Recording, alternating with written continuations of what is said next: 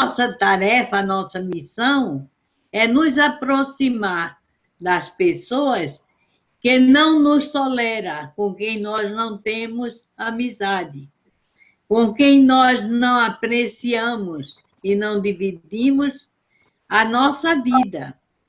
Então, fica bem mais difícil suportar essas pessoas. Então, por isso, vem esse nosso grande exercício da humildade, da tolerância, do querer essas pessoas. São aqueles que nós precisamos ganhar na vida, ganhar a amizade, a tolerância, a benevolência, e são essas as questões que comumente nos levam às casas espíritas ou às instituições para termos, assim, uma facilidade de vivência, para tirarmos essas dificuldades. E na casa espírita, entre as coisas boas que nós encontramos, uma delas é o atendimento fraterno. O atendimento fraterno é aquela pessoa a quem somos levados comumente para conversar e dirimir ou diminuir as nossas dificuldades com eles. Seria falar em termos de não espírita, seria o ir a um psicólogo ou a pessoas que nos mostrasse o que é, de fato, uma casa espírita, o que nós vamos encontrar e as respostas que temos às nossas próprias dificuldades. Seria muito bom se a vida nos recebesse compreendendo essas nossas dificuldades. Mas nós temos que aprender desde o berço a pedir a comida, a nos aproximar, a dormir, a conviver. E tudo isso, para nós, é um aprendizado constante. Aprendizado com tempo e hora marcada. Porque nós temos um tempo para vir e temos um tempo para viver na vida terrena, a não ser que a gente abrevie pelo aborto, pelos vícios, ou pelo suicídio, o que é lamentável. Acho que todos nós já lemos e já estudamos sobre isso.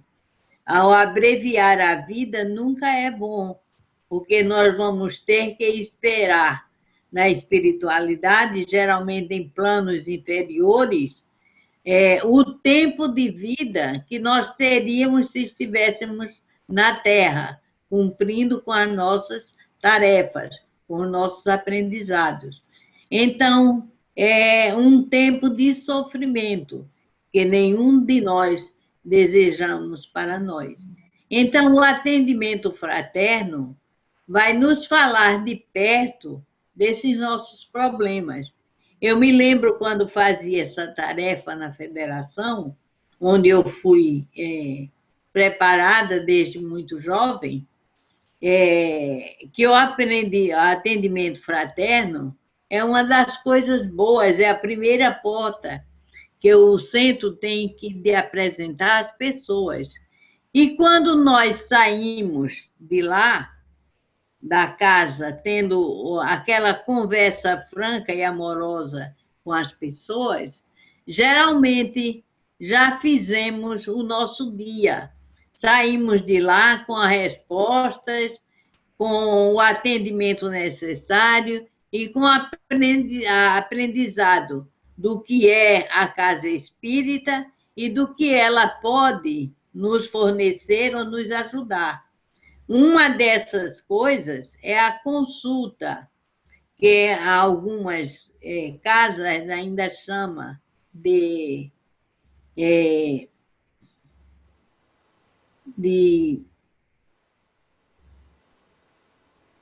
ir ao médico, de arranjar uma consulta médica, o que é diferente. porque consultar é pedir a opinião de alguém sobre qualquer assunto, enquanto os termos médicos ficam mais para aqueles que trabalham na medicina, como o receituário. O receituário é uma coisa que indevidamente ainda nós usamos nas casas espíritas, mas estamos nos preparando para substituir este nome, receituário, porque trata-se de médico e remédios. E remédios não é, como diz o CREMEP, da nossa autorização ou da nossa competência, porque isso requer estudo, diplomas e ordens para que possamos executar essa tarefa. Enquanto que, da nossa parte, nós consultamos ou pedimos orientação aos espíritos e eles nos dão.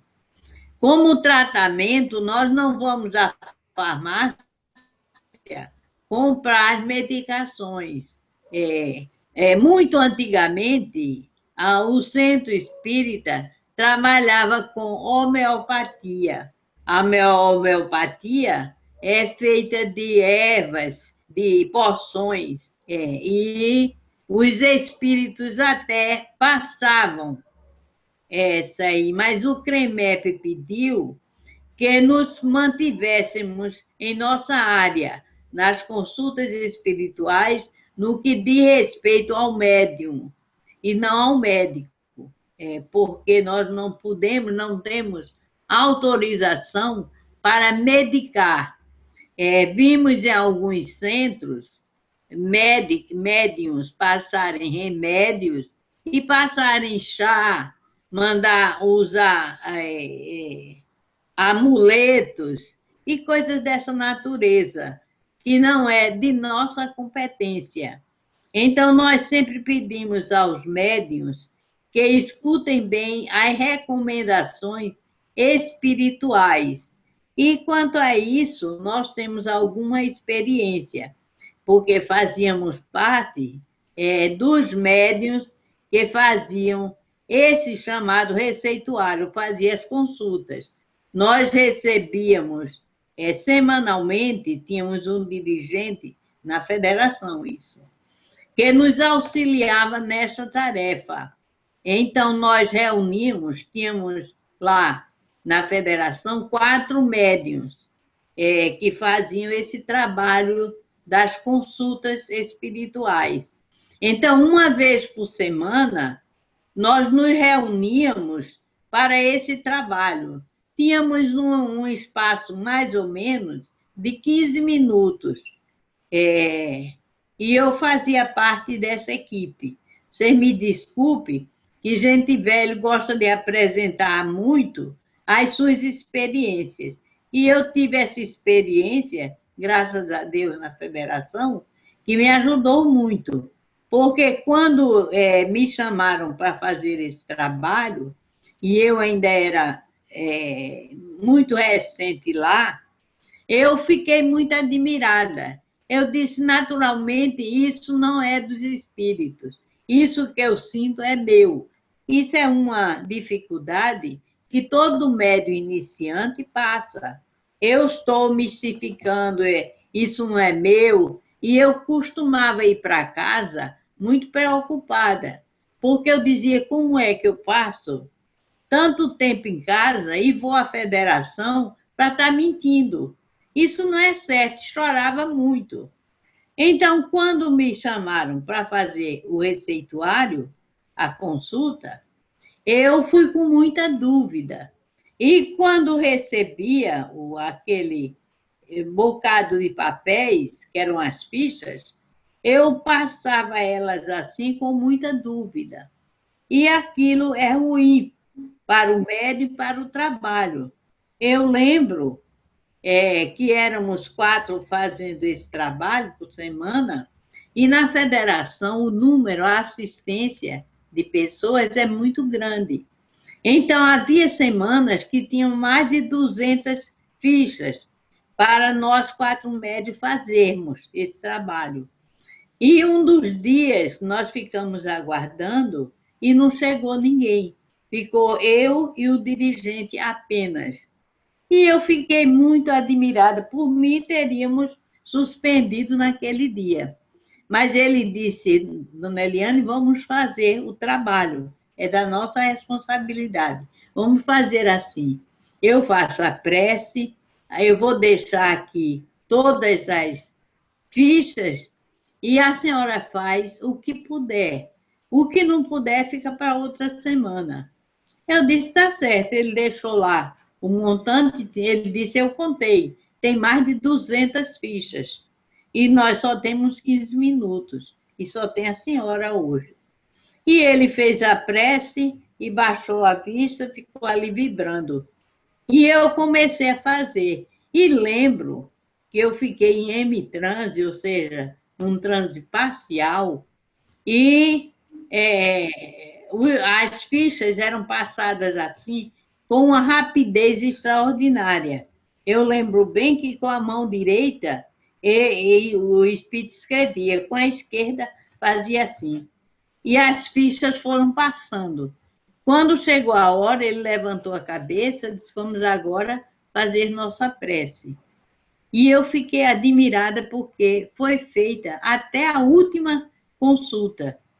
E eu fiquei muito admirada. Eu disse: olhe, se o senhor achar por bem, deixe para outra semana essas fichas e passará por outro médium. Ele disse: que é isso, dona Eliane? Aí pegou, juntou as fichas todas e levou. Eu me lembro de duas fichas que me causaram estranheza. Uma delas era a caneta, que era vermelha. Não é muito indicado à noite se trabalhar com caneta vermelha, porque confunde. Mas eu estava escrevendo, ele estava escrevendo, de repente a mão subiu assim e rasurou um endereço. Eu fiquei admirada, porque não tinha sido eu não tinha mexido em endereço de ninguém. E aquela ficha passou, como outras passaram também. Algumas ele escrevia no pé da folha, alguma coisa, eu não sabia o que estava escrito. Vocês me desculpem, porque as minhas dificuldades são as dificuldades comuns para aqueles que fazem o aprendizado. Então, como os espíritos não fazem as coisas erradas, ele juntou as fichas e levou. No final da semana, na sexta-feira, era o dia de entregar o resultado das consultas. Então, a fila de pessoas estava enorme. E eu aplicava passe, que depois eu estou em outro centro.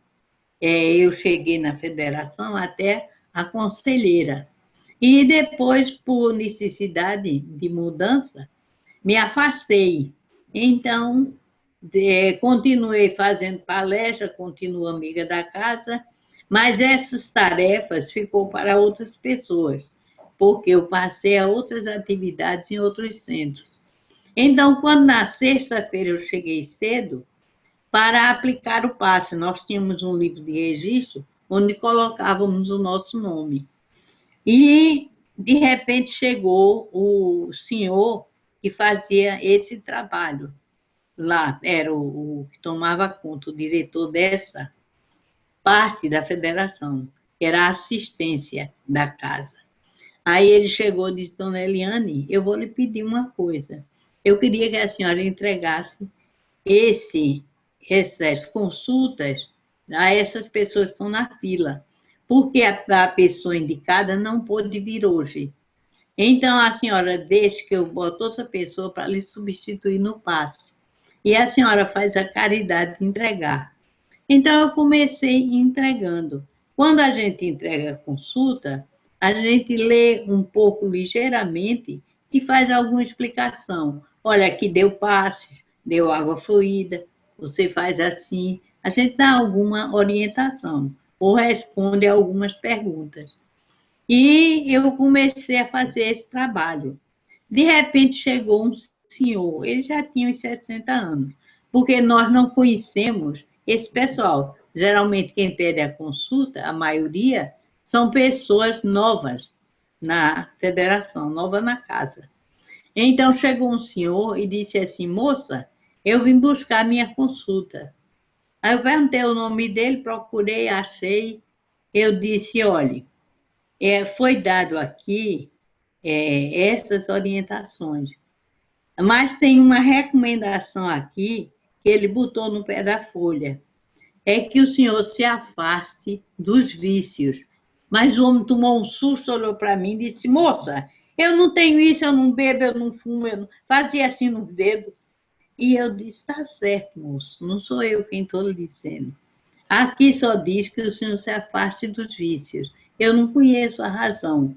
Então o senhor vai, medite, tome seus passos, faça seu tratamento. Ele disse: mas moça, eu quero lhe dizer. Aí fazia assim no dedo, preocupado, mas eu não tenho isso, eu não. Está certo, o senhor tem razão, mas eu não sei o que é. O senhor medita mais, mas o senhor me deixa atender esse pessoal da fila. E ele não saía da frente, preocupado. Depois ele saiu, andou, ficou uns 5 minutos distante, aí voltou correndo. A porta de entrada da assistência ficava fechada, para ninguém entrar, era um guichêzinho onde a gente atendia. Aí ele entrou correndo pela porta, e eu olhei assim espantada, era ele mesmo. Aí, estranhamente, ele pegou assim o pé, subiu e botou em cima do balcão. Aí disse: moça, eu quero lhe mostrar uma coisa. Ele estava calçado com aquelas alparcatas, aquelas alpercatas, eu não sei como vocês chamam aí, de couro, que é assim trançada. Aí ele estava com a franciscana e de meia. Aí ele chegou e disse: dá licença de eu tirar. Eu disse: olha, a fila está grande.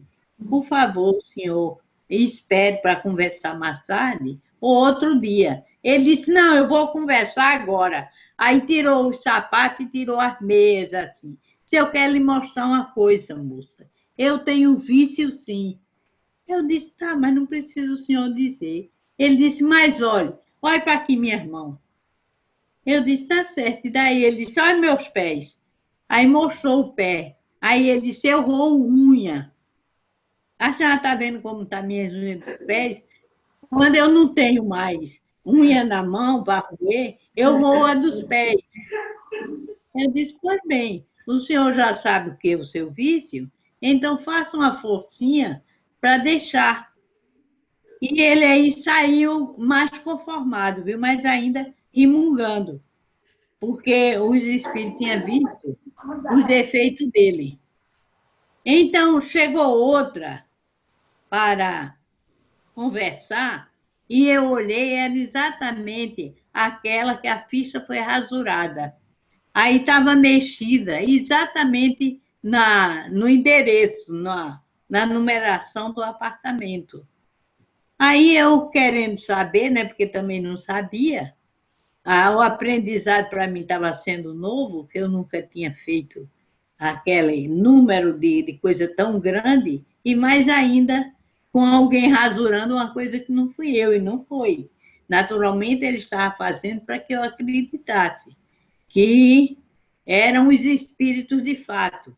Aí o número estava mudado. Aí eu disse: moça, esse número aqui mudou. Você pode me dizer a razão? Aí ela olhou e disse: porque o número do meu apartamento não era esse que estava, não, é esse novo. E estava rasurado, né? E eu agradeci a ela e ela saiu. Tiveram mais algumas coisas assim, escritas no pé da folha, que eu achei bastante interessante e que me fez meditar. Não fui eu quem fez aquela discrepância, mudar o número do apartamento da moça e saber que aquele homem ruía a unha. Eu não tinha como saber, nem o conhecia. Então, esses são aprendizados que a gente faz e vê na consulta espiritual. Existem duas maneiras das pessoas se tratarem. Com o tratamento médico, que fazer a consulta não isenta as pessoas, porque a gente ouve dizer muitas pessoas assim, eu só vou fazer o tratamento espiritual, não quero mais tratamento médico. É um erro, porque quando nós nos habituamos com a vida, geralmente o nosso físico, o nosso corpo, adoece por razões de vícios ou por efeitos e causas. Então, nós precisamos do médico. E o médico é um ser abençoado por Deus para nos ajudar. Então, nós precisamos do tratamento médico e do tratamento espiritual. São duas coisas diferentes.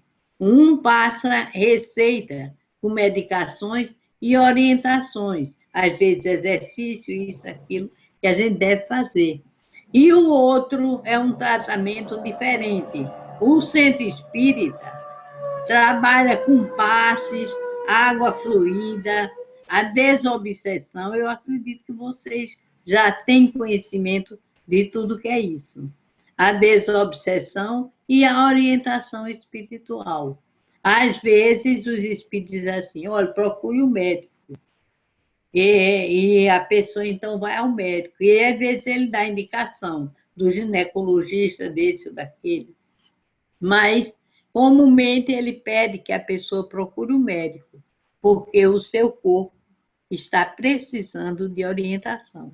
E a gente tem que levar, porque é nossa obrigação cuidar do corpo.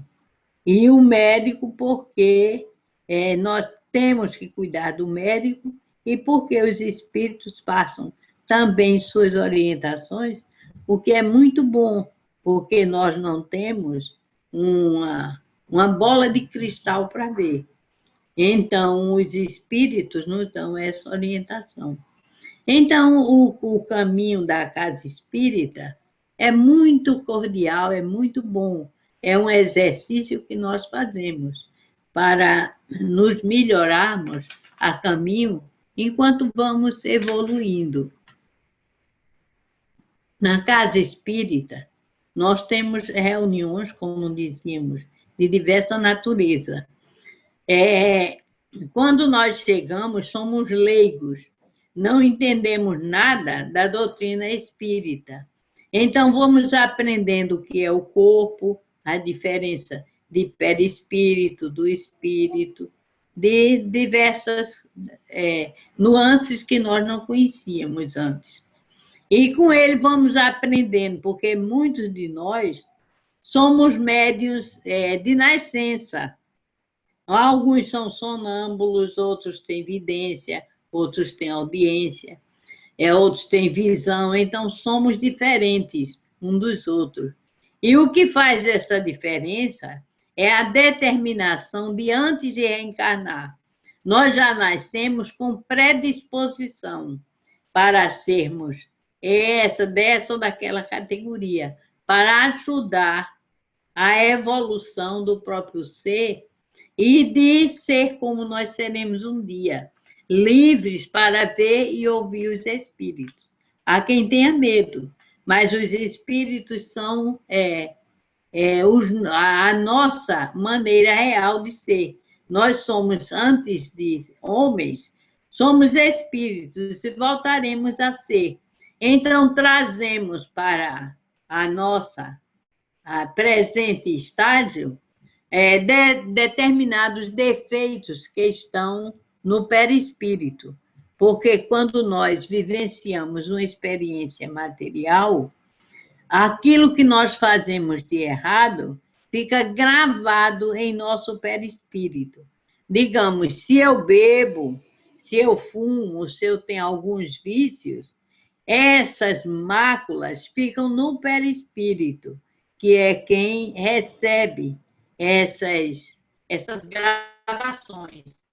E quando vamos reencarnar, o nosso perispírito serve de modelo para imprimir na carne as nossas deficiências. Quer dizer que eu terei, no tempo da minha vivência, com a bondade de Deus, quando estou preparado para isso, as doenças físicas, às vezes já vêm de berço, as deformações.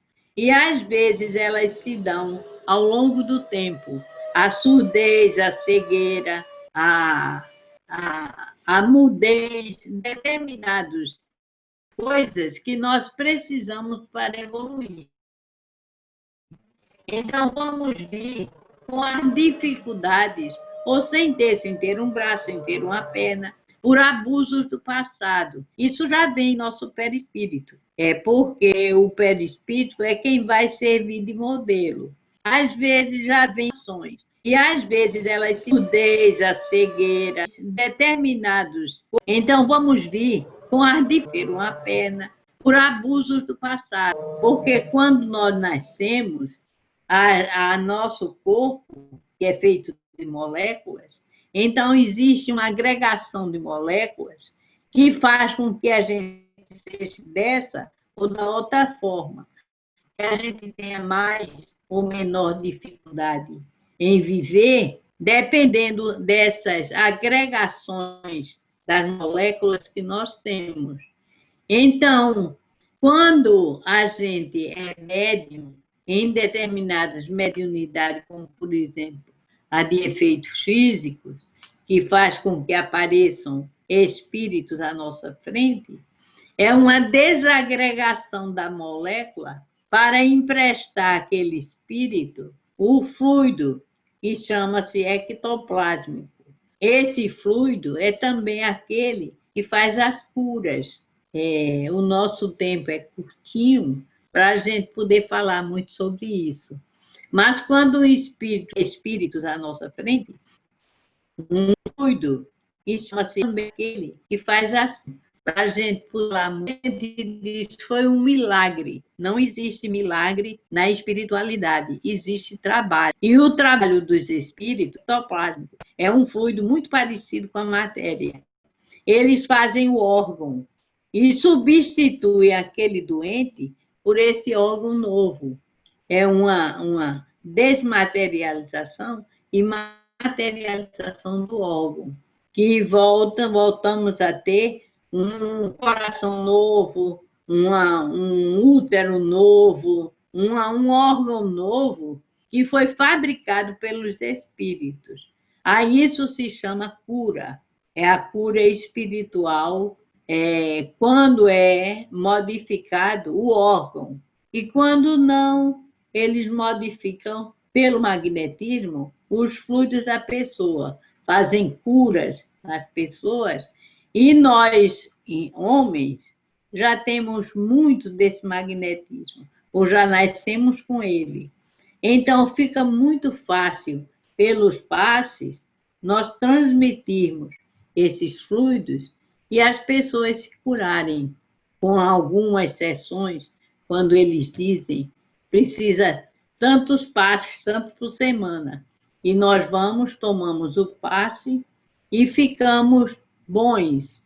Não existiu milagre, existiu um trabalho nosso, porque para curar é preciso que o próprio ser permita. E o permitir significa mudar a moral, mudar vícios, nós mudarmos o nosso comportamento para nos tornarmos aptos a receber essa carga fluídica que precisamos. Então, os espíritos trabalham em nós fazendo isso, mas quando nós damos chance para ser feito, para não dizer assim, Deus fez um milagre, ele poderia, mas ele não faz isso. Ele espera a nossa evolução, o nosso caminhar. E quando já damos condição, ele então faz essa cura. Então, essa consulta serve para estas e outras orientações espirituais. E os espíritos dizem o que a gente precisa mudar. Eles dão orientações nesse sentido e mostram assim o que nós devemos melhorar. Faça caridade, faça isso, faça aquilo. É de natureza do espírito. Existiu no Evangelho, está escrito, um grande milagre de Jesus, que todos falam como milagre. Foi ressurreição de Lázaro. Que alguém disse a ele no caminho que Lázaro ele era muito amigo de Marta e da outra irmã Maria, a outra irmã de Lázaro, e elas disseram: Senhor, Lázaro morreu. E Jesus olhou para ela e disse: não, Lázaro está dormindo. E ela ficou preocupada, mas seguiram o caminho, Lázaro com ela. Quando chegou lá, fazia 3 dias que Lázaro já tinha, segundo elas, desencarnado e morrido. E ele foi e pediu para tirarem a pedra da frente do túmulo e já havia mau cheiro. Aí ele chegou e disse: Lázaro, levanta e vem para fora. E Lázaro levantou-se e foi. Se ele de fato estivesse morto, tivesse rompido o cordão fluídico, Jesus não poderia tê-lo feito curar. Seria uma derrogação da própria lei. O que aconteceu foi que Lázaro dormia sob efeito do sonambulismo, ele era sonâmbulo, e ele dormiu. Então, como ele tinha uma perna que já tinha uma necrose ou uma ferida, aquilo ali estava fedendo já, e se passasse mais dias, poderia até infectar o corpo. Mas a grande milagre ali, a grande cura de Jesus, foi na perna de Lázaro, para que aquela ferida se curasse e voltasse novamente a funcionar o sangue. Porque se nós temos pernas e braços, se houver um rompimento aqui, esmagou o meu dedo, o sangue não fluir, ele vai entrar em estado de putrefação, porque o sangue não circulou. Então, talvez precise amputar o dedo. Então, como o Lázaro estava com aquela ferida e o sangue não estava circulando, houve necrose. A perna dele estava morta. Então, o grande milagre de Jesus ali foi curar a perna de Lázaro, para que ele voltasse. Mas no corpo dele estava num terceiro estágio, que chama-se de letargia. Ele estava em estado sonambúlico e houve aprofundamento. Então ele adormeceu. Estava, como Jesus disse, Lázaro não é morto, Lázaro dorme. Então ele estava realmente adormecido. Ele só fez acordar a Lázaro e tratou daquela perna dele para que ele voltasse a caminhar. Então, esses milagres, Jesus disse: tudo aquilo que eu faço, vós podeis fazer e mais. Ele dizia que a nossa fé era muito pouca. Então, nós podemos curar pela fé, pelo passe magnético, nós podemos levar as pessoas a curas. O livro dos médiuns é rico de mostrar todos esses fenômenos. O livro Magnetismo Espiritual fala de todo o processo de cura, de hipnose, de magnetização, trabalho esse que nós podemos fazer. E se tivermos fé, vamos poder fazer muito mais. Se acreditarmos e tivermos fé, que dizia Jesus: se a tua fé for do tamanho de um grão de mostarda, direis a essa montanha: afasta-se, e ela se afastará. Então, nós podemos fazer isso, depende da nossa fé, do querer. Só que em Espiritismo, nós aprendemos que não devemos dizer a ninguém: você vai ficar bom, você vai ficar curado. Nós não devemos dizer isso. É uma questão de cuidado, de zelo, porque existem causas e efeitos, ou seja, doenças, programas de vida que vêm de outra vida. Então, muitas pessoas a gente aplica passe, cuida, mas as pessoas não ficam boas, porque aquilo ali é um karma, aquilo ali é um processo de reabilitação moral, ele já traz de outras vidas, é um programa que não vai ser curado só pelo passe. Precisa a reforma íntima. Precisa que a pessoa mude a sua condição psíquica para poder melhorar, porque a doença está no perispírito. Para que haja uma cura real e não se processe mais, precisa que o espírito esteja limpo, tenha se limpado o perispírito. E geralmente as nossas mazelas, os nossos vícios, vêm de muito tempo, dizem os amigos espirituais. E seria muito bom se nós conseguíssemos, num ano, tirar um defeito. Veja como o vício está impregnado em nós. Trabalhei mais de 20 anos e ainda trabalho no Hospital Espírita, em Goiânia, aqui no outro estado do Brasil. Ainda dirijo esse setor, vou pelo menos 2 vezes por ano eu vou lá. De pessoas com transtornos espirituais e com viciações. E lá, muitos deles, dos internos, têm o hábito de fumar. Então, esse vício é tão difícil de tirar, e dizem os médicos, que é muito mais difícil tirar um hábito de fumo do que de bebida, de fumo do que de droga. Tanto que o fumar, o vício, impregna no perispírito e é difícil de tirar, porque a pessoa tem o hábito de estar fumando, é uma dependência. Então, lá tinha muita gente que fumava e eles davam, o próprio hospital dava 2 cigarros por dia, um de manhã e outro de tarde. Eles faziam fila para fumar. E dentre as recomendações médicas, eles nos pediam, porque lá no hospital, era um hospital de transtornados, mas tinha grupos mediúnicos. Pelo muito que nós conseguíamos reabilitar, através do passe, da orientação, das reuniões públicas, e muitas das pessoas dizia o próprio diretor do hospital, saía do hospital muito mais rápido pelo tratamento de passes, água fluida e orientação, do que pelas drogas dadas até para eles ficarem bons. Porque tem os psiquiatras, mas é mais difícil a cura do que é pelos meios que nós usamos nos centros. Então, tinha mais de 200 médiuns lá trabalhando no hospital, em grupos diferentes. Era um grupo todos os dias, tinha de tarde, tinha de noite, tinha uns que de manhã. Então, nós fazíamos esses tratamentos nas pessoas, nos chakras, nos plexos, já conhecidos pelos centros espíritas, nós fazíamos essas curas e conseguíamos muitas coisas.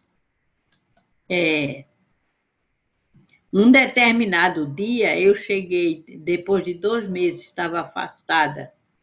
Antes de eu viajar para Recife, eu estava lá em Goiânia, e então juntei os nossos médicos e disse, olha, gente, eu noto aqui que tem alguns doentes que não têm se curado, não têm havido resultados. E eu gostaria de, com vocês, fazer uns grupos que fossem, que não têm vindo ao tratamento, eles não iam. Tinha o nome dele, mas eles não iam. E não tinha melhora. Eu disse, eu gostaria de mandar aos quartos 2, 3 médiuns para aplicar o passe, para levar a cura a esses pacientes que não têm vindo. E viajei, tinha uma doente, ela tinha feito aquela cirurgia que bota o intestino, bota o saquinho. Bariátrica. Não é bariátrica. Colostomia. Colostomia, isso. Então, ela tinha feito, mas ela era tão agressiva que antes de eu viajar ainda vi isso, nós mandamos 3 passistas aplicar o passe dela no quarto. Quando ela chegou lá, ela mordeu o passista, ela vivia amarrada. Tirava a roupa, ficava nua, era uma agonia. E já estava lá há uns 5 anos no hospital e não saía. Então, eu viajei e deixei eles cuidando disso. No dia que eu voltei, era um sábado, esse tratamento nós fazíamos no sábado de manhã, eu ia entrando, um dos médicos ia saindo. Aí eu chamei ele, doutor Werley, por favor, eu queria falar com o senhor. Ele disse, pois não, dona Eliana. Eu disse, nós estamos fazendo com esse procedimento diferente, porque eu notei que alguns pacientes não vão ao tratamento. E eu queria ajudar mais, queria que o senhor me ajudasse. Ele disse, dona Eliane, eu que estou querendo é saber o que é que a senhora está fazendo com o pessoal nesse tratamento. Porque desses que a senhora está dizendo, alguns tiveram uma melhora tão grande que nós ainda não sabemos o que foi que houve. Ele disse, sabe Maria Aparecida? Eu disse, sei. Ele disse que tinha feito colostomia, pois já foi feito a volta, porque ela primeiro passou a tão passiva, a tão boa, que nós soltamos ela. Ela passou a tomar banho só, a fazer tudo só, e nós fizemos a cirurgia para voltar ao que era, tirar a colostomia. E ela está tão boa que já está em alta, está em casa. E eu fiquei admirada, e ele esteve falando de alguns pacientes que conseguiu se reverter esses quadros. Como dizia Bezerra de Menezes, um dos livros dele, que nas pessoas nesse estado de perturbação, essa perturbação é espiritual e não física. Ele dizia que 80% dessas pessoas eram processo obsessivo. E nesses tratamentos, a gente chegou à conclusão disso mesmo. Os pacientes sofriam mais de perseguições espirituais, da possessão, do que de transtorno mesmo. Ele disse, raras são as pessoas que têm realmente a perturbação espiritual com defeitos, com lesões no cérebro. Que ele disse, se houver lesão no cérebro, pode dizer-se que o transtorno é de fato. Os outros são processos obsessivos, passíveis de cura pela nossa ajuda. Quer dizer, há muita coisa que nós não fazemos nem conseguimos pela nossa ignorância ainda em saber o que são os processos. Falta de estudo, que nós temos pouco estudo para entendermos esses quadros que ocorrem no nosso próprio ser. Então, nós precisamos, ao chegar numa casa espírita, entrar pelos caminhos normais, assistir reunião pública, ouvir, porque nós precisamos muito do Evangelho. Quando eu estava na federação fazendo o estudo, nós tínhamos as palestras, e quando nós terminávamos uns livros, durante mais de 30 anos que eu passei lá, nunca houve mudança nisso aí. Nas quartas-feiras, era dia de evangelho, era o evangelho segundo o Espiritismo.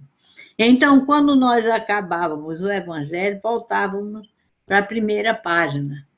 E há pessoas que não se conformam, não deve ser isso. Dia de sexta-feira era o livro dos Espíritos, e ia por aí. Nós tínhamos estudos dos livros nos dias da semana. E E havia pessoas que não se conformavam.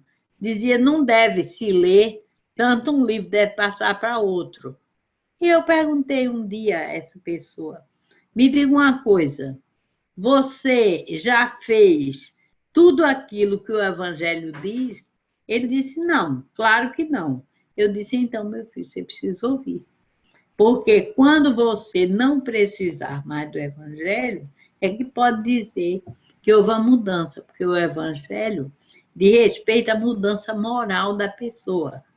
Ele precisa realmente de modificar-se. Então, enquanto não se modifica, está precisando de estudar e de ouvir o Evangelho, e de ouvir aquele livro.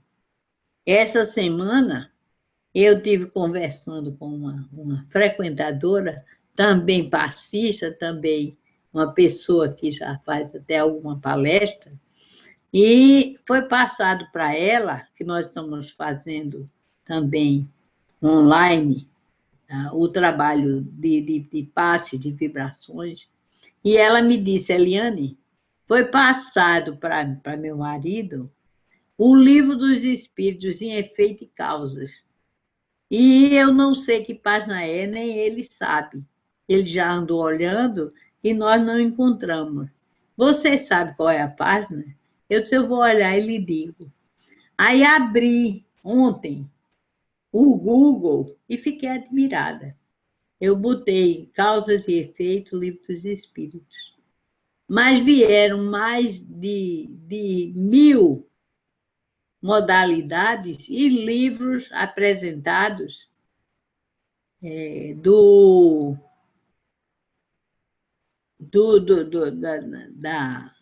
dos livros kardecistas e outros livros não kardecistas, mas que tratam do mesmo assunto. Quer dizer, a gente não tem o hábito de pesquisar, de ler. E o Google é um veículo onde a gente pode pesquisar tudo, tudo eles nos orientam. Então, havia lá causas e efeitos em quase todos os livros, e mais outros livros que foram indicados por ele. E ela mesmo ficou admirada, disse, Eliane, é porque eu não tenho computador aqui, quem tem é meu filho. E eu não olhei, mas nós não vamos olhar isso e vamos estudar. Eu disse, está certo, é porque o seu marido já tem muito qualidades para trabalhos. Então, ele precisa mudar coisas de sua alma que não se revelam na prática.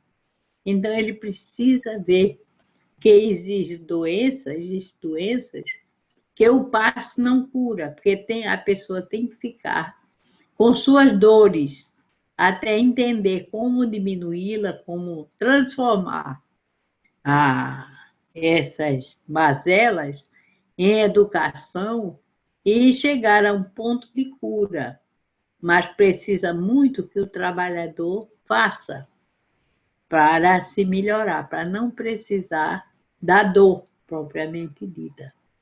Então, é esse o trabalho nosso de início às reuniões, que é de receber a consulta, que a gente não deve passar nem remédios, nem chá, nem dizer, use esse amuleto disso, use prata, use isso. Nós não precisamos de nada disso, porque a nossa cura não depende de nada disso. Não vai curar se as nossas mazelas for de causa e efeito, for de outras vidas. Eu estou com uma pessoa, não é dizer, procure fazer isso nem aquilo, chá disso nem aquilo, que eu vou fazer com que o meu marido deixe de beber, deixe de fumar, deixe de... Eu vou conseguir mais aconselhando, caminhando com eles, do que impondo determinadas coisas, porque ai daquele que acha que vai transformar uma pessoa pela vivência, nem por orientação, nem por castigo. Não vai. Vai pelo exemplo, pelo amor, pela orientação, lendo, fazendo o Evangelho no Lar, que é uma das coisas mais importantes para nosso tratamento, dentre aquele passe água fluida, Evangelho no Lar, que eu acredito que todos vocês já fazem. O Evangelho no Lar, a gente tira um dia em nossa casa. A minha tela está escura, não sei se a de vocês está. Não sei se vocês estão me ouvindo. Está ouvindo bem, Amaro? Estamos a ouvir, sim, Eliane, está tudo ok. Está tudo ok, né? Porque aqui a tela está escura, eu não estou vendo vocês. Olha, minha filha, está escura. Eles estão vendo você. Então, né?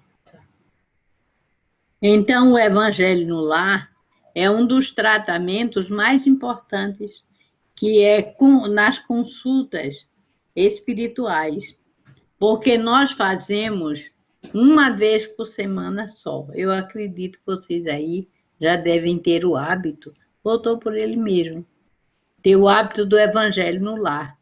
É feito uma vez por semana, sempre no mesmo horário. A gente bota a nossa mesa, bota uma garrafinha d'água ou copos junto a cada um, e o livro a gente faz sempre com o Evangelho. Mas a gente recomenda qualquer livro, pode ser até a Bíblia. Você pode abrir e ler. O Evangelho, a gente pode seguir ele, e todos podem ler, até crianças. Quando a criança é de berço, ela pode continuar no ambiente, mas não vai ouvir pouco. Uma das vezes, numa consulta dessa que nós fazíamos na federação, foi feita uma consulta para uma criança que não conseguia dormir, acordava a noite inteira. E, feita a consulta, o espírito passou, reunião pública. Aí eu era nova nesse aprendizado ainda, aí busquei o presidente da casa e disse: ô meu amigo, por que é que o espírito passou reunião pública? O que é que essa criança vai entender para assistir reunião pública? Ele disse: nada. Mas com ele deve ter amiguinhos, porque não foi passada desobsessão, disse: foi. Ele disse: pois é, ele não escuta nada, mas ele leva, porque vai para a reunião, os espíritos acompanham eles e vão ouvir o Evangelho. Então, isso aí não foi passado para eles, foi passado para os acompanhantes. E ele melhorou e ficou bom disso, porque tratou-se com isso os amigos que acompanhavam ele. Então, o Evangelho no Lar tem essa configuração também. E estando presente todas as pessoas enfermas, comumente nós temos espírito, nós não podemos dizer: eu não tenho obsessor. Uma das vezes em que foi feito o receituário, uma das pessoas disse assim: ô, dona Eliana, eu quero falar com a senhora. Eu disse: pois não. Aqui no meu, aí mostrou a fichinha dela. Aqui diz que eu tenho 2 obsessores. O que é que eu faço para me livrar deles? Eu disse: minha amiga, a nossa vida é um pouco longa. Você precisa mudar sua conduta? Precisa. Porque aqui não diz que a senhora tem 2 obsessores. Diz que a senhora precisa de 2 reuniões de desobsessão. Ou seja, na sua casa existem espíritos que precisam ser esclarecidos. Por isso que diz: pode acontecer de que aqui onde tem 2 desobsessão, ser 2 falanges de obsessores. Então, ninguém pode dizer a quantidade de espíritos que tem, porque uma falange pode ser de 10, pode ser de 100. Então, existe esses espíritos. Faça seu tratamento e vamos ver o que vai acontecer. Então, ela conformou-se. É que a gente não leu bastante para saber que nós já fizemos tanto mal que podemos ter muitos espíritos fazendo cobranças. nem sempre o Espírito nos perdoa. Às vezes a gente encontra pessoas, temos em nosso lar também, pessoas que dizem assim, eu não perdoo. Bom, se eu morrer enquanto isso, tudo bem. Se eu não perdoar enquanto vivo, é como dizia Jesus, perdoa enquanto estás a caminho com Ele. Porque enquanto nós estamos aqui, é mais fácil perdoar. Quando a gente morre, então tem tempo livre para estar atrás da pessoa. Se não perdoa, eu sempre recomendo, leiam sobre o suicídio, para ver como acontece as cobranças e como a gente não perdoa. Passa assim, às vezes, muitas reencarnações, a gente vindo com a pessoa sem perdoar. Há pessoas que são tão ranzinza nisso, de não perdoar, que acaba vindo os dois no corpo só. Vocês já conheceram um caso desse. São pessoas que não se perdoam. Então, vem para aprender a perdoar, para se libertar um dos outros. Então, não vamos querer pretender chegar num ponto desse por não querer dizer assim, eu te perdoo, de coração. Precisamos perdoar realmente. Então, nós passamos pelo aprendizado do centro espírita, aprendendo a fazer, a seguir as consultas, a ouvir o evangelho. E há muitas pessoas que são médiuns desde a infância. Ivônia Pereira fala isso. Então, ela era médium sonambúlico. Sonambúlico é aquele que alguns falam dormindo, outros levantam e andam dormindo. E esse tipo de mediunidade, dizia Bezerra de Menezes, que houve um tempo que precisou separar esses médiuns, porque eles interferiam muito na vida das pessoas. Mas que hoje eles estão voltando e estão muitos reunidos. Tanto assim que nosso trabalho de 200 e tantos médiuns lá no hospital eram todos médiuns sonambúlicos. Hoje já é muito fácil encontrar-se médiuns sonambúlicos. Então, fica muito fácil Deus estar aqui e me desdobrar e sair e fazer outras coisas enquanto está, por exemplo, numa reunião. Eu posso me libertar do corpo e sair. Há médiuns que saem por vontade própria. Ele sai e vai ver as coisas na espiritualidade. São médiuns sonambúlicos, do tipo que era aquele de que falava Jesus, o médium que estava, já que a irmã dele disse que ele estava dormindo, estava morto, e ele não estava, dizia Jesus. Ele, Lázaro, ele apenas dorme, porque ele era médium sonambúlico. Então, desse tipo de médiuns, existem muitos hoje. E essa irmã que vos fala é um desses, que tem esse tipo de mediunidade, de possuir. Eu tenho um dos livros que eu escrevi, Sonambulismo Prático, fala sobre esse tipo de mediunidade. Existe menos médiuns desse, mas ainda existem muitos. Então, nós um tipo de mediunidade como as outras. Então, nós podemos estudar a mediunidade, porque há muitos que são médiuns de nascença. Alguns escutam, alguns falam. E esses podem se desenvolver. Nós podemos desenvolver pelo estudo e depois pela prática. Quando nós já estamos habituados, então vamos para a reunião de desobsessão, ou seja, tratar as pessoas, deixar que os espíritos falem. Porque a reunião mediúnica é necessária, porque os espíritos não ouvem tudo. pensar que os espíritos, morreu, libertou-se.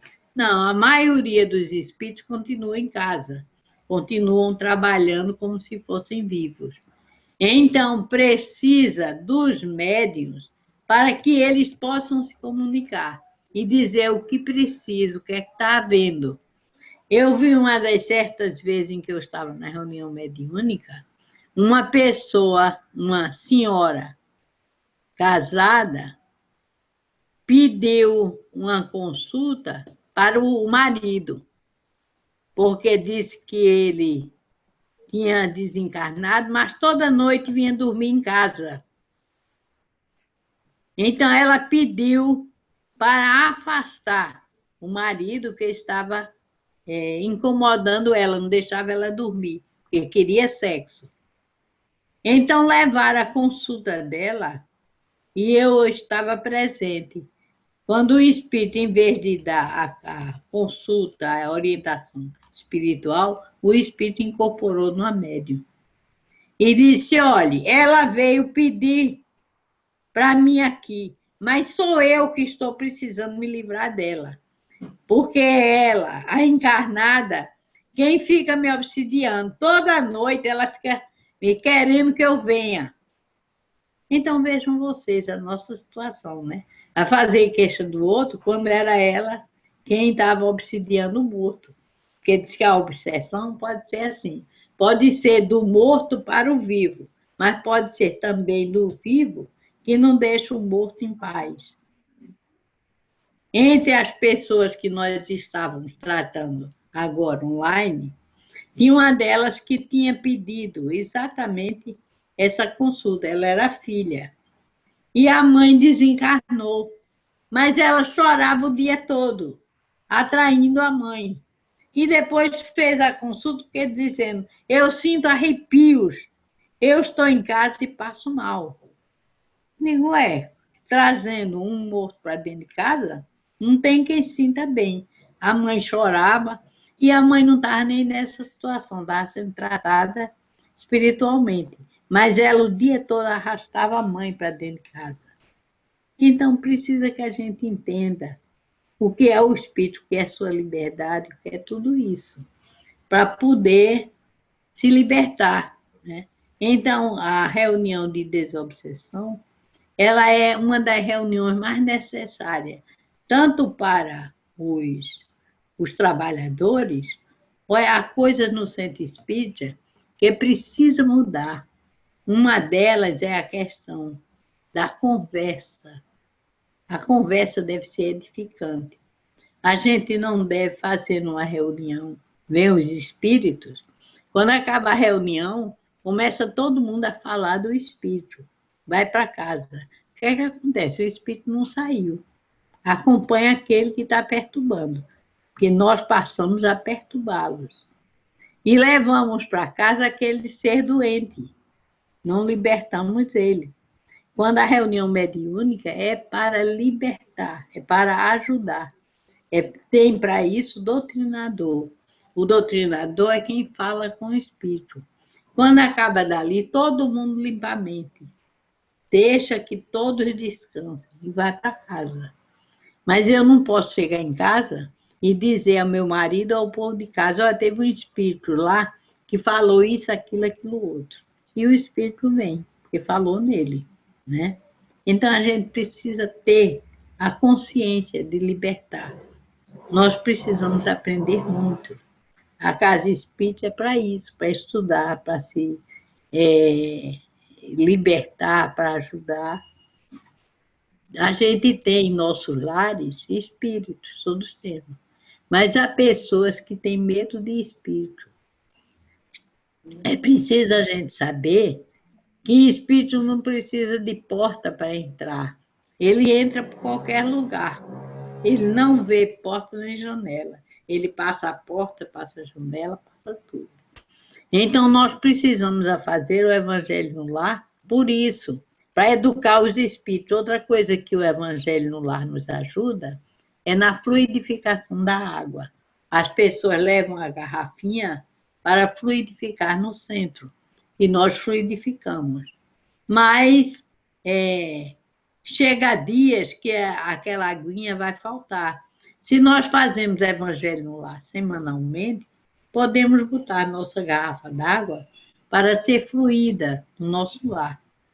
E quando chegar e eu quiser levar para o centro, eu levo. Mas não devo ficar só nisso. Devo fazer também a minha parte. Eu preciso aprender que eu tenho um fluido magnético que posso botar minha mãozinha em cima da garrafa e é transferido fluido para aquilo ali. Então, nós precisamos aprender a doutrinar, fazer o evangelho no lar, reunir nossa família, deixar que até as crianças façam prece. Elas fazem pouca prece, a gente termina de fazer, mas fazer o evangelho no lar.